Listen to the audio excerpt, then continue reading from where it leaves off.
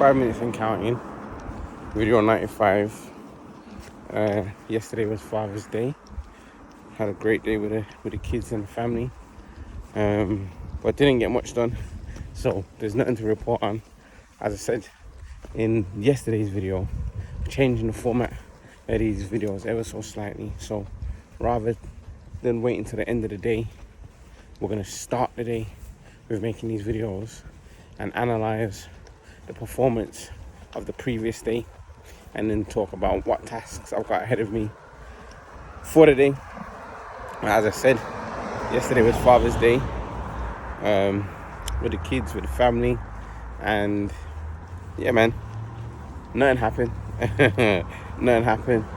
But I did have a studio booking, and what ended up happening is that they actually cancelled.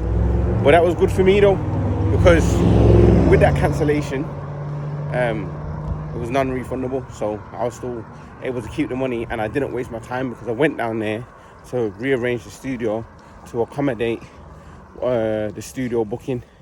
After I'd done that and I sat down for about 20 minutes, I received a phone call with them saying they've had to cancel, but it's all good though, and they were in good spirits about it, and they didn't mind about the refund because they said that they had read the website policy. And that brings me on to wanting to address something that happened at the beginning of the month. So basically, I received a booking, and it was an all-day booking. They paid £200. I was looking forward to it, and then a week before their booking, they've messaged and said, they want to cancel.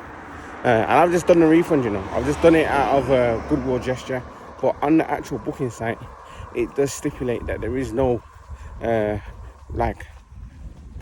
is no refunds like that. You get me? Like, if you make the booking, then it can be rescheduled. But for a full refund, that's actually detrimental to my cash flow at the moment. You get me? And then also within like the back end of the business and whatever, like the payment system that it goes through, which is Stripe, they still add on their charges. So essentially, like, I lost out on money in it. It was just a good thing for me to experience, and it's just about making the policies of the studio be as clear as possible to everybody that books, so that there's no confusions. Like, I'm not a person that's here to rob anyone's money or to skank anyone. So if you genuinely have to make a cancellation and there is room for me to refund, then I will try to accommodate as much as I can. But I'm not saying that in the sense where I'm expecting people to just make bookings and then just cancel, because that ain't it. You get me?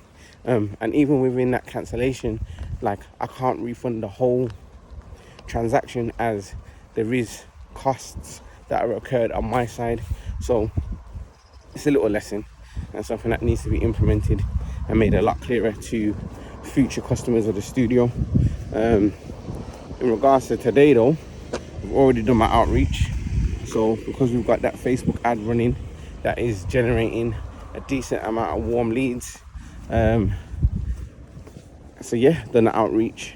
I've got no content. Got a load of stuff on a hard drive that needs editing, but I've got nothing batched ready to go. So my first task of the day in regards to sorting out things to do with the studio is to get some content edited, and that brings me on to the second thing that I kind of want to talk about, which is about the content, and it's also about the Facebook ad as well. With that ad, what I've learned is that I obviously know how to make content, because when I'm looking at the analytics from the actual Facebook campaign, I don't know what they are. I don't know what CPM is. I don't know what cost per click is, I don't know these technical terms in it, but I've input the information into ChatGPT, and it's gave me information back to say that the ad is performing very well. The cost per click was low, and I know that this version is better, because what I did is I iterated the piece of content that I made. So I uploaded the first version of the video. It contained a voiceover of me speaking, but after I watched it back, my voice kind of sounded croaky. There was no music, just felt dead. So I edited it. I rearranged the sequencing of the clips. I rearranged the sequencing of the clips, and then I added our music. I made the subtitle. Well, I made the titling that's on there more bold and bigger. And as soon as I done that, like, the ad just outperformed the first iteration of it. So I kind of got a better understanding of what content I need to make in order to have some sort of success on Facebook. What was the second thing that I was going to say? Oh yeah, so with the content itself as well, what I'm learning is, if people come across a studio, they might not necessarily need a studio right now. And if they don't need a studio right now, it means that there's going to be a delay in the conversion and the bookings. So let's say somebody sees it, they're going to make a mental note, and then the moment that they do need it, they will book. And that was proven to me on Saturday night, because I received a booking around about 11:30, and it was from somebody who I invited to come down to the studio just to come and have a look at the space, and they came at the end of April. So I'm using that as an indicator for the Facebook ads as well, because as I said, I've had good engagement, I've had an influx of followers and views to the page.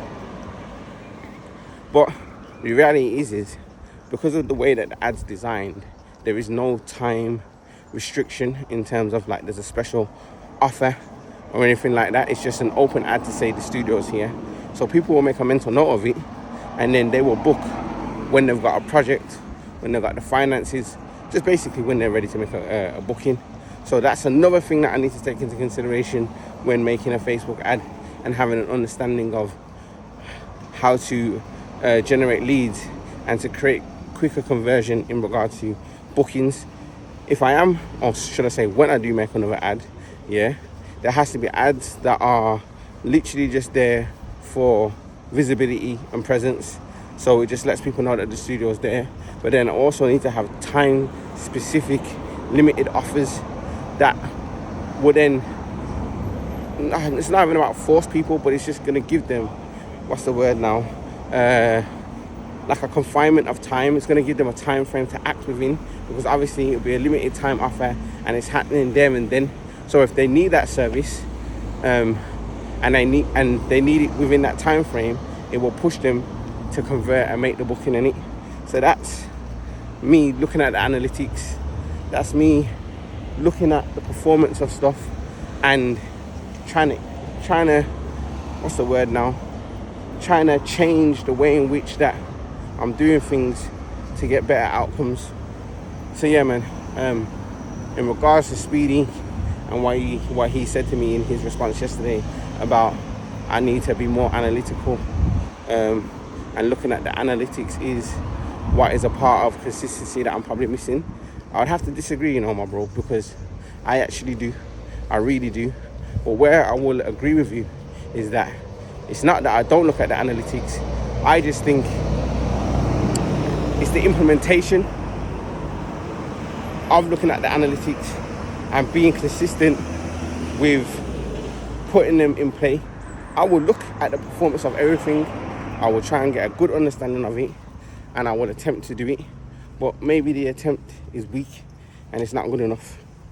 Yeah, but yeah, man, I'm trying it. I'm trying. Yeah, 5 minutes and counting. I'm pretty sure that I've gone over just 5 minutes, but it is what it is. It's video 95. It's Monday, first day of the week. Let's get it. I'll see you lot tomorrow.